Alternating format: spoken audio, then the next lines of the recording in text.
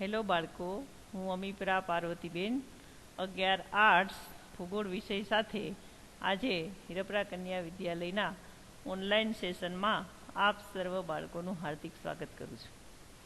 બાળકો, આજે આપણે ભણશું ભૂગોળનો પાઠ 14મો, આપત્તિ વ્યવસ્થાપન, જેને ઇંગ્લિશની અંદર ડિઝાસ્ટર મેનેજમેન્ટ, આવું સરસ મજાનું નામ આપવામાં આવ્યું છે. એક આચાર્ય તરીકે બાળકો, મેં ડિઝાસ્ટર મેનેજમેન્ટની ઘણી બધી તાલીમો લીધેલી છે અને આ તાલીમોને અંતે મને એટલું શીખવા મળ્યું છે કે જો આપણે થોડીક પણ સાવચેતી રાખીએ તો આપણું આપત્તિ વ્યવસ્થાપન આપણે સરસ રીતે કરી શકીએ છીએ. આપણે આ પાઠની અંદર જોઈએ તો પૃથ્વીના ઉદ્ભવ કાળથી તેની સપાટી પર અનેક પરિવર્તનો થતા રહ્યા છે. પરિવર્તનની આ પ્રક્રિયા ક્યાંક ધીમી તો ક્યાંક ઝડપી હોય છે. ક્યારેક વિનાશકારી બને તો ક્યારેક રચનાત્મક પણ બની શકે છે. દાખલા તરીકે ભૂકંપ. ઘણીવાર એવું બને કે ભૂકંપને કારણે ઘણો બધો વિનાશ છે એ આવતો હોય છે, પરંતુ એની રચનાત્મક અસરને કારણે જળ ત્યાં સ્થળ અને સ્થળ ત્યાં જળ, આવી પરિસ્થિતિ પણ ઘણીવાર ઉદ્ભવતી હોય છે. આવા પરિવર્તનો માટે જ્વાળામુખી, ભૂકંપ, દુષ્કાળ, પૂર, ચક્રવાત, ભૂસ્ખલન વગેરે કુદરતી ઘટનાઓ જવાબદાર છે. આવી ઘટનાઓ મોટે ભાગે તો વિનાશ જ સર્જે છે, તેથી તેને કુદરતી પ્રકોપ કહે છે. પ્રાચીન સમયમાં કુદરતી પ્રકોપને કુદરતી પ્રક્રિયામાં માનવીની દખલગીરીનું પરિણામ માનવામાં આવતું હતું. કેટલાક પ્રકોપો અંધારિયા આવે છે અને થોડી જ ક્ષણોમાં ઘણો વિનાશ સર્જી જાય છે. દાખલા તરીકે ભૂકંપ. ભૂકંપ છે એ 4 કે 5 સેકન્ડની અંદર ઘણા બધા લોકોને મારી શકે છે અને ભૂકંપથી આવનારી સુનામી છે એ પણ કેટલાય લોકોનો જાન છે લઈ શકે છે. એટલે કોઈ પણ કુદરતી આપત્તિ છે એ થોડીક ક્ષણો આવે છે અને એની લાંબા સમયની અસરો છે એ આપણા માનવ જીવનની અંદર મૂકી જતી હોય છે. આથી બચાવની કામગીરી માટેનો સમય પણ રહેતો નથી. કેટલાક પ્રકોપોની અસર લાંબા ગાળે અનુભવાય છે, જેમાં જનજીવન અને સંપત્તિ બચાવવાનો પૂરો સમય મળી રહે છે. દાખલા તરીકે વાવાઝોડું. વાવાઝોડું છે એની આગાહી છે એ ઉપગ્રહો દ્વારા ઘણા સમય પહેલાં મળી જતી હોય છે અને એને કારણે આજના આધુનિક સમયની અંદર લોકોને બચાવી શકાય છે. પ્રકોપો તથા દુર્ઘટનાઓ માનવ જીવન અને અર્થવ્યવસ્થાને નુકસાન પહોંચાડતી ઘટનાઓ છે. ટેકનિકલ વિકાસ સાધી ચૂકેલા દેશો પ્રકોપોની અસરને નિયંત્રિત કરવામાં એકંદરે સફળ થયા છે. દાખલા તરીકે વિકસિત દેશો, યુરોપના દેશો છે, અમેરિકા છે, જાપાન છે, આ બધા દેશોની અંદર વારંવાર વાવાઝોડા અને આ બધું આવતું હોય છે, છતાં પણ એ લોકો પાસે એટલું સરસ મજાનું તંત્ર છે કે એના કારણે એ પોતાની જનતાને બચાવવા માટે, એને નિયંત્રણ કરવા માટે સફળ થયા છે. એની અંદર ભારત પણ છે, કારણ કે ભારતની અંદર પણ ઘણા બધા ઉપગ્રહો છે, એનો વિકાસ થયેલો છે અને આ ઉપગ્રહો દ્વારા આવનારા પ્રકોપો છે એની ચેતવણી આપણને અગાઉથી મળી જાય છે અને એના કારણે આપણે સફળ ડિઝાસ્ટર મેનેજમેન્ટ છે એ કરી ચૂક્યા છીએ. આજના વૈજ્ઞાનિક યુગમાં પરિવહન અને સંદેશા વ્યવહારમાં થયેલા આમૂલ પરિવર્તનને કારણે પ્રકોપો અને આપત્તિઓની બચાવવાની કામગીરી સમયસર થઈ શકે છે. કેટલીક ઘટનાઓના આગોતરા સંકેત મેળવી શકાય છે. આથી માનવ જીવન, પશુ સંપત્તિ તથા અન્ય સંપત્તિનો વિનાશ ઘટાડી શકાય છે. તે માટે આપત્તિ વ્યવસ્થાપન એટલે કે ડિઝાસ્ટર મેનેજમેન્ટ જરૂરી બન્યું છે. હવે આપણે જોઈશું પ્રકોપોનું વર્ગીકરણ.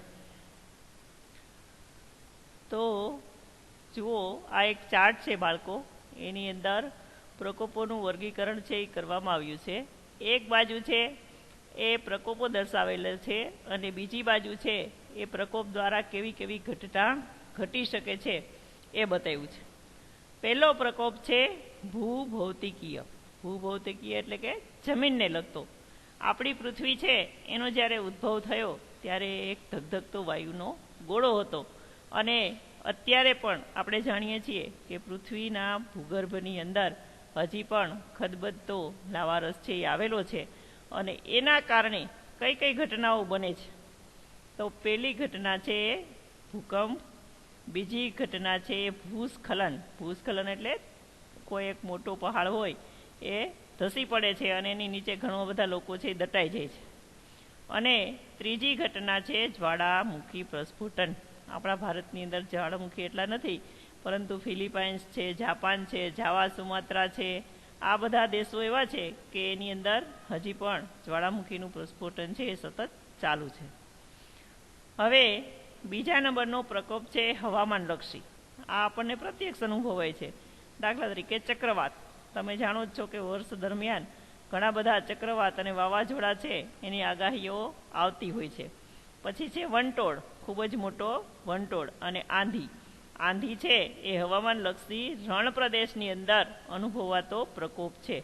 રણની અંદર એક જગ્યાએથી રેતી છે એ ઢસડાય અને બીજી જગ્યાએ એનો ઢગલો થઈ જતો હોય છે અને ઘણા બધા લોકોને, સંપત્તિઓને નુકસાન થતું હોય છે. તો એ છે હવામાનલક્ષી પ્રકોપ. ત્રીજો પ્રકોપ છે આબોહવાકીય. એની અંદર આવે અતિવૃષ્ટિ અને અનાવૃષ્ટિ. અતિવૃષ્ટિ એટલે લીલો દુકાળ અને અનાવૃષ્ટિ એટલે દુષ્કાળ. આ વર્ષે જ આપણે જોયું કે અતિ વરસાદ પડ્યો અને ઘણા બધા વિસ્તારોની અંદર લીલો દુષ્કાળ છે એ જાહેર કરવો પડ્યો. તો અતિવૃષ્ટિને કારણે પૂર છે એ પણ આવતું હોય છે અને અનાવૃષ્ટિ એટલે દુષ્કાળને કારણે પણ ઘણું બધું નુકસાન થાય છે. પછી આવે ઉષ્ણ લહેર, જેને આપણે લૂ કહીએ છીએ, જે ઉનાળાની અંદર આવતી હોય છે. પછી શીત લહેર, હિમ પડે છે અને એકદમ ઠંડા પવનો વાય છે. પછી કરાવૃષ્ટિ, કરાનો વરસાદ થાય છે.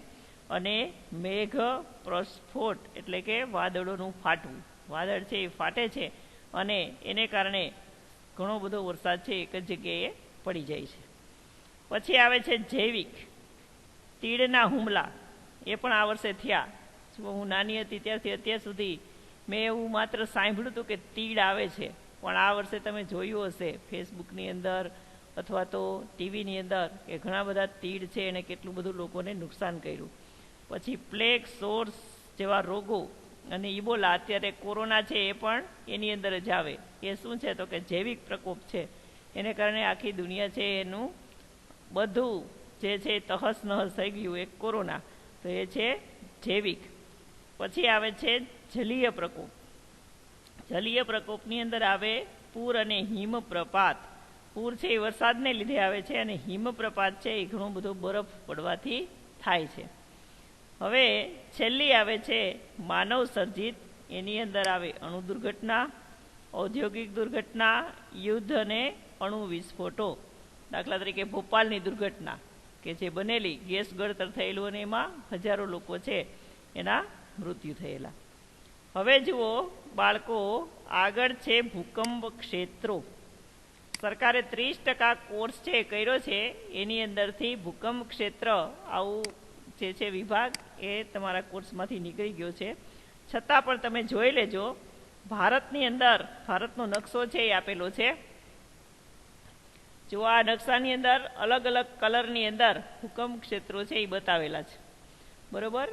પહેલું છે ઝોન 1, ઝોન 2, ઝોન 3, ઝોન 4 અને ઝોન 5. હવે જુઓ, આપણો જામનગર જિલ્લો છે ને એ ઝોન 4ની અંદર આવેલો છે, એટલે કે ઘણો બધો ભૂકંપ જ્યાં થઈ શકે એવું. અને કચ્છ છે એ જો લાલમાં બતાવેલો છે ઝોન 5, કે જ્યાં ખૂબ જ મોટી માત્રામાં ભૂકંપ છે એ થઈ શકે. સમગ્ર ભારતને આ રીતે 5 ઝોનમાં વહેંચવામાં આવ્યું છે. પછી આવે છે ભૂકંપની માનવ જીવન પર અસર. તો એ પણ તમારા કોર્સની અંદરથી નીકળી ગયું છે. તમારે એને વાંચી લેજો કે કેવી રીતે માનવ જીવન પર એની અસર થાય છે. ખૂબ મોટી અસર માનવ જીવન પર ભૂકંપની છે એ થતી હોય છે. એ તમારા કોર્સની અંદરથી નીકળી ગયું છે. પછી ફરીથી એક ચાર્ટ આપવામાં આવ્યો છે, એ પણ તમારા કોર્સની અંદર નથી, કે કઈ તારીખ અને કયા સ્થળે કેટલો ભૂકંપ થયો અને એની તીવ્રતા કેટલી હતી. જો આપણા ગુજરાતની અંદર જોઈએ તો ગુજરાતની અંદર ભુજની અંદર જુઓ 26 જાન્યુઆરી 2001 ભુજની અંદર, ગુજરાતની અંદર મોટો ભૂકંપ થયેલો અને 7.9ની માત્રાની અંદર એ ભૂકંપ છે એ અનુભવાયેલો હતો. આટલું છે એ તમારા કોર્સની અંદર નથી. હવે તમારા કોર્સની અંદર છે મોસ્ટ આઈએમપી, અને આપણે પણ જેને જીવનની અંદર ધ્યાનમાં લેવું જોઈએ, દરેકે દરેક વ્યક્તિએ એને અપનાવવું જોઈએ. ભૂકંપ સમયે લેવાતા સાવચેતીના પગલાં. જે મારી દ્રષ્ટિએ આપણે જીવવા માટે પણ મોસ્ટ આઈએમપી છે અને તમારે ભણવા માટે પણ મોસ્ટ આઈએમપી છે કે ભૂકંપ સમયે કેવા સાવચેતીના પગલાં લેવા જોઈએ.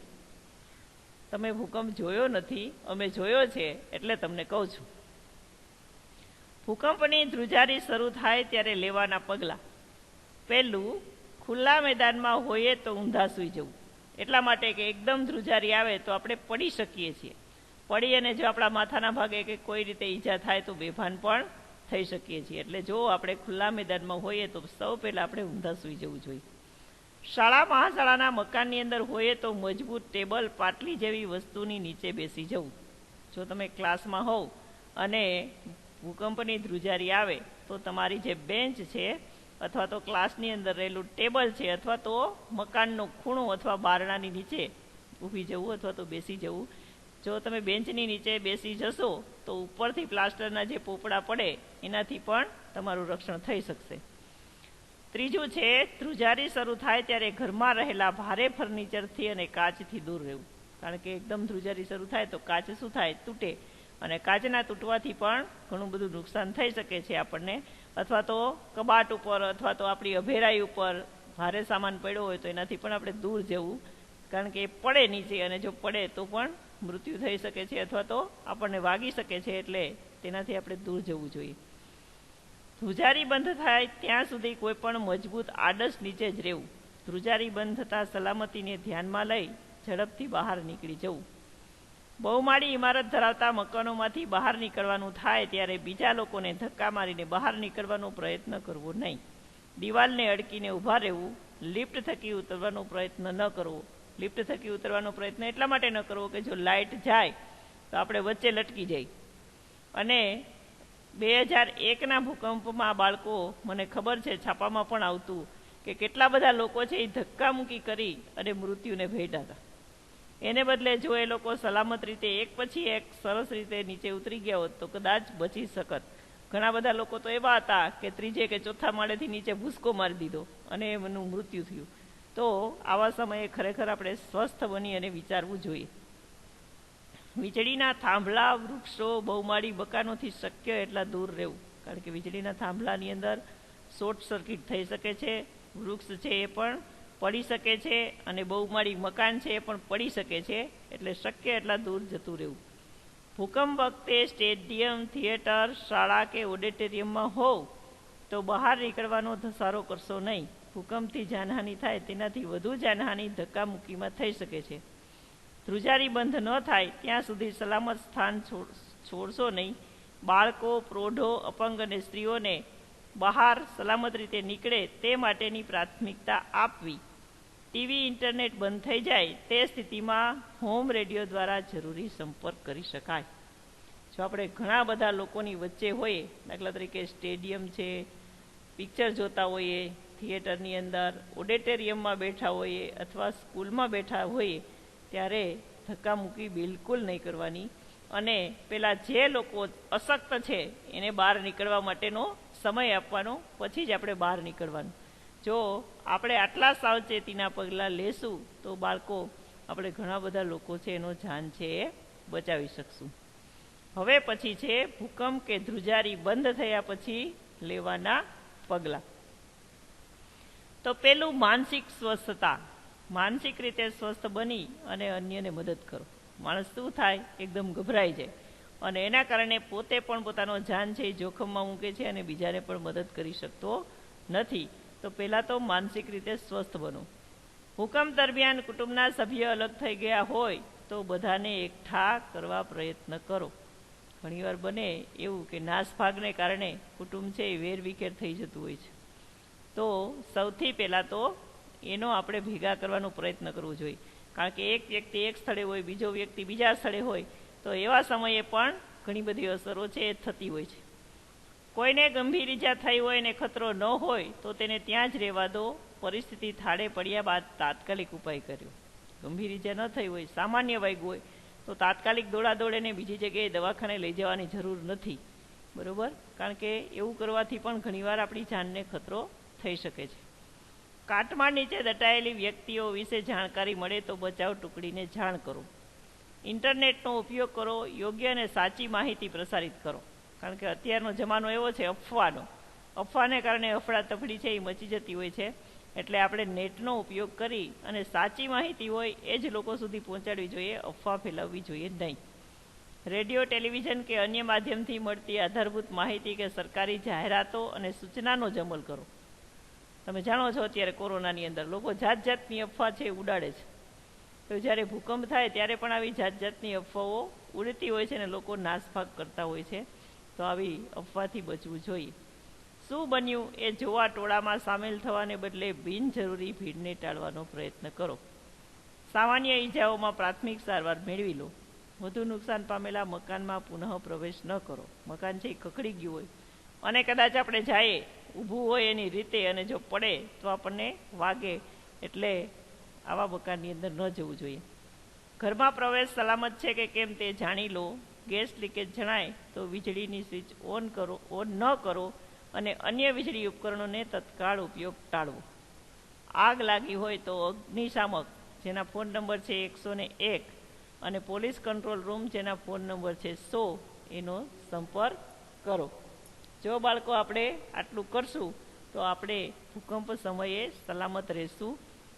ખ્યાલ રાખજો તમારો, અને આ બધી વાત છે એને ધ્યાનમાં લેજો.